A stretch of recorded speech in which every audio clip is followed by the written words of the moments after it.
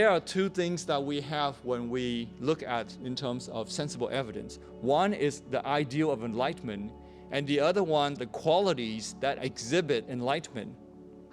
Although we do not have direct proof that a certain person is enlightened, but we can base on indirect evidence to prove that he is enlightened. Such as like a reflection of an object. When you look in the sun, you may not be able to see the sun directly, but if you look at a reflection on the surface of the water or mirror, you can see the sun without hurting your eyes. We cannot say that the reflection on the surface of the water or mirror is the sun, but at least we know that there exists the sun. And that's bring us to the standard of an enlightened person. So what is an enlightened person? What is his behavior for us to believe that is an enlightened person? In the sutras, the Buddha said to Kunda that an arhat is a person who has ended all mental contaminants, all afflictions, that he has lived a meaningful life, he has done his tasks, he has fulfilled his responsibility, that he has laid down the burden, meaning that he's not pursuing materialistic things for himself, but he's also not a burden to society. He has reached his own welfare. He had destroyed the bond that binds to becoming, meaning for rebirth, because there's a drive to want to enjoy, therefore that drive will cause rebirth.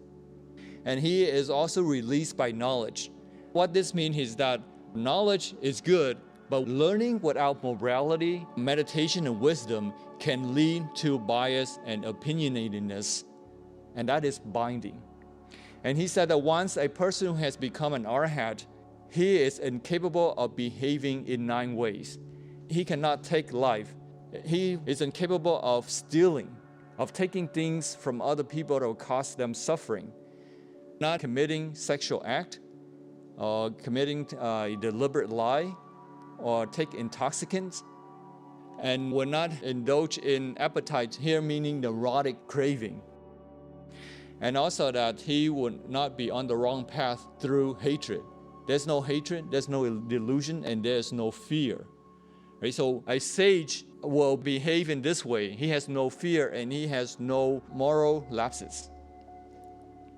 And this is their behavior. For us, we try to emulate them by observing the precepts.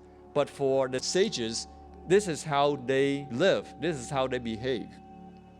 On the other hand, there may be religious teachers who say that they have achieved enlightenment, but their behavior is completely opposite of what they claim.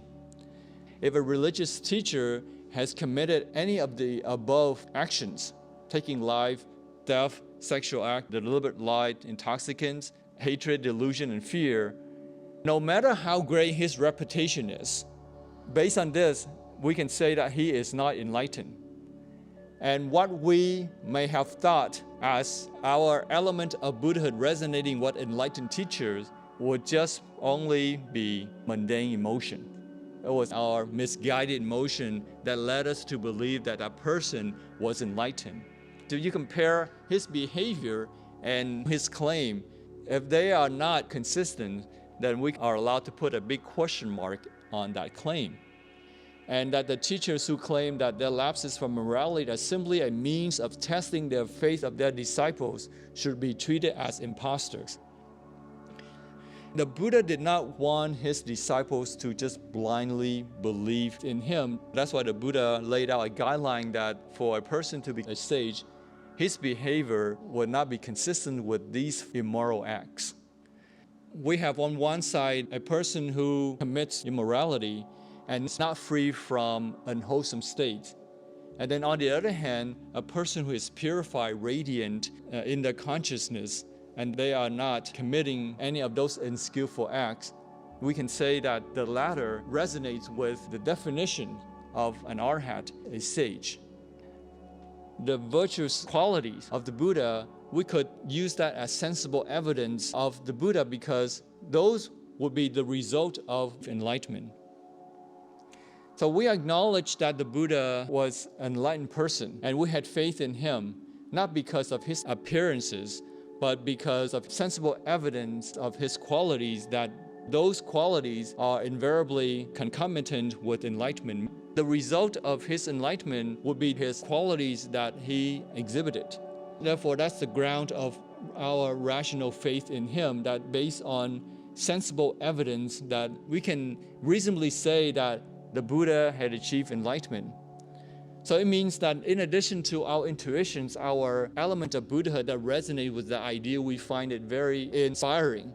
But we should also study the Buddha's teachings in order to understand the qualities and the capabilities that the Buddha had achieved. There were many things that the Buddha was able to do that the world could not. He was able to let go of things, power, influence that people would kill to have. And the Buddha escaped from the trap of sensual desires that all men have fallen into and gotten stuck. And he was able to escape the trap of meditative joy that all heaven beings have fallen into and can never escape from the cycle of life and death on their own. So the rational proof that the Buddha was more capable and had achieved something that no one else could, which was enlightenment, would be enough of sensible evidence to convince ourselves that the Buddha indeed achieved enlightenment. Such as like a stranger. Like we meet a stranger, we don't know who that person is, but we want to go to a destination.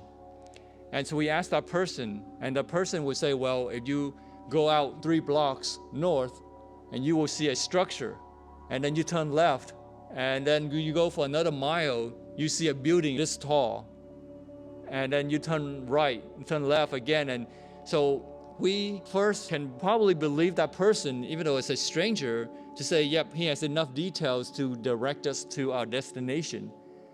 Because of the details that he has, that we can reasonably come to a conclusion that he knows what he's talking about, and perhaps he may have been there. The Buddha, in his achievement of enlightenment, he expressed in terms of compassion and wisdom. He manifested in his life kindness, serenity, fearlessness, and a host of other similar qualities. And those are not just merely ethical elements. He didn't have to be nice to other people, but it was his natural behavior towards other people to express his wisdom and compassion. The quality pertaining to wisdom was that he had achieved complete freedom from prejudice. He had infallible judgment, profound intellectuality, powers of analysis, perfect rationality, and absolute freedom from misconception and error. So a person who is wise, far-sighted, the words that he says, the actions that he takes, and the decisions that he makes will have positive impacts, not in the current time, but thousands of years later even. Right? The teachings of Buddha on equality and freedom has enabled millions of people to find their way out of social injustice and oppressions and to have a better future. Right? Before the Buddha, no one was able to do like he did, to help the poor, to help women, something that their religions and the laws of the land at that time could not help them. But the Buddha was brave enough to open doors to those who needed help.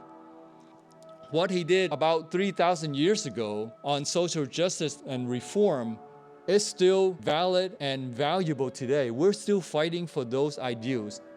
Social justice, equality, freedom are still very important in our lives.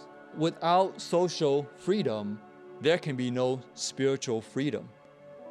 Only the wise can see far and is brave enough to make it happen. Right? So he expressed his enlightenment in terms of wisdom and compassion towards those who needed help. So we've talked about faith grounded in intuitions. We have this element of Buddhahood that resonates with this ideal. We gravitated towards that. So we know that there is something beyond what we see physically. That is not enough. We need to take one step further, and that is faith grounded in reason, sensible evidence. And that is through the description of his qualities, his compassion, his wisdom, that we can reasonably conclude that the Buddha has achieved something great. But still, that is not enough. We need to take one step further to validate that faith.